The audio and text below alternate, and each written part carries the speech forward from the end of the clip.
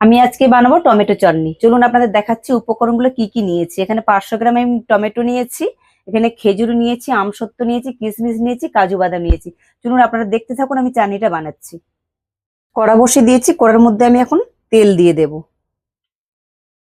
তেলের মধ্যে কয়েকটা শুকনো লঙ্কা দিয়ে দেব আর অল্প একটু রাঁধুনি দিয়ে দেব।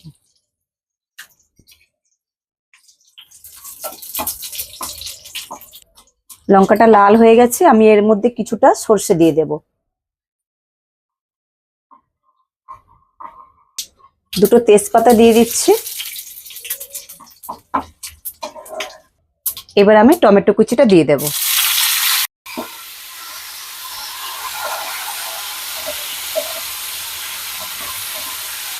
এবার আমি 2 মিনিট মতো ঢাকা দিয়ে দেব। আমি ঢাকাটা খুলে একবার দেখে নেব।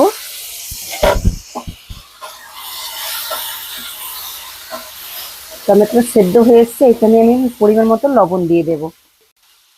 পরিমাণ মতো লবণ দিয়ে দিচ্ছি। এবার এক এক করে আমি সব দিয়ে দেব। খেজুরগুলো কেটে নিয়েছি, খেজুরগুলো দিয়ে দিচ্ছি। আমসত্ত্বগুলো দিয়ে দিলাম, কাজুগুলো দিয়ে দেব, কিশমিশগুলো দিয়ে দেব। দিয়ে আমি আবার কিছুক্ষণ ঢাকা লাগিয়ে দেব। পরে আমি নামানোর আগে চিনি দিয়ে দেব। এবার আমি একটু খুলে দিচ্ছি।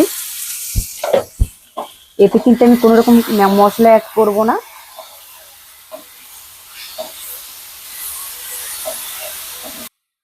এবার আমি পরিমাণ মতন চিনি দিয়ে দিচ্ছি।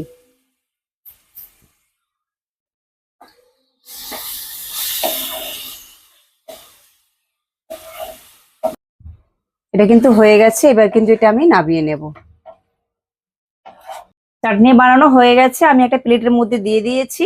আমার চ্যানেলটিকে অবশ্যই কিন্তু লাইক করবেন, শেয়ার করবেন, সাবস্ক্রাইব করবেন।